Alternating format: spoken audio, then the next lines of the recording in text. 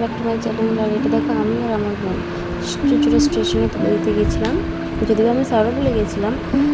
দেখো আমার বোন দরজার পাশে ওখানে বমি বমি পাচ্ছিলো, তো এখন দাঁড়িয়েছিল। আর এটা হচ্ছে চুচুড়া স্টেশন, আমরা ছাড়িয়ে যাচ্ছি। অনেকদিন পর আমিও একটু ঘুরতে বেরোলাম, ধরতে গেলে একদিক থেকে যৌতুকে দিতে গেলাম। আর অনেকদিন পর যেন ট্রেনে ট্রাভেল করলাম। আগে স্কুলে যেতাম যখন, তখন ট্রেন দিয়ে যেতাম, কখনো বাসে যেতাম। আমার বোনের দেখো শরীর খারাপ করছিল, ও মুখটা দেখো। আমার ইয়ার্কি করেছিলাম যে বল বল ব্লগ একটু বল কেমন আছিস। দেখো চারিপাশটা সবুজে সবুজ, মানে ভালো লাগছিল। ট্রেন থেকে বাইরের মানে দৃশ্যটা খুব ভালো। আমি আর আমার বোন বলছিলাম যে দেখ বোন, আকাশে কেমন কালো মেঘ ধরেছে। ওটাই বলতে বলতে আসলাম, তাই ভিডিওটা তখন আমি ক্লিপটা নিয়েছিলাম, ভাবলাম তোমাদের সঙ্গে শেয়ার করে দিই। তারপর আমি নেমে চলে এলাম, যেহেতু শেওড়াফুলি ঢুকছে বা ঢুকবে, এগিয়ে গেলাম।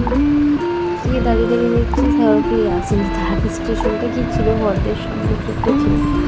তো যাই হোক শেওড়াফুলি স্টেশন এলো, নামলাম। বেশিক্ষণ দাঁড়ালে মনে জানো অনেক, মানে সঙ্গে সঙ্গে চলে গেল ট্রেনটা। আমার বোন ফোনে কথা বলছিল, বরকে ফোন করছিল।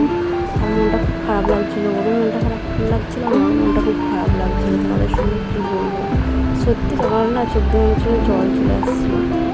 অনেকদিন ছিল তো, আমার খুব খারাপ লাগছিলো, তার চোখে একটু জল চলে এসেছিলো। ভিডিও করতে করতে ভাবলাম একটু হাসবো, তারপর হলো না। আরে দেখো শেওড়াফুলি স্টেশন, কার কার শেওড়াফুলির মধ্যে বাড়ি আছে কমেন্ট করো। আর বাড়ি এসে কী করলাম জানো, বাবানকে ফার্স্টে চান করলাম, তারপরে এসে চিকেন বানালাম। এটা আমার আলাদা, আমার জন্য চিকেন হচ্ছিলো, বাড়ির রান্না আলাদা, ওটা বাবা করে নিয়েছিলো। আর আমি পার্সোনাল আমার শুধু রান্না করছিলাম। আমি এরকম পছন্দ করি খেতে, তাই আমি এরকম মানে আলাদা করছিলাম। তো তোমাদের যদি কোনোদিন রেসিপি লাগে তোমাকে বলে, আমি অবশ্যই তোমাদের শেয়ার করবো। তো টাটা, বাই।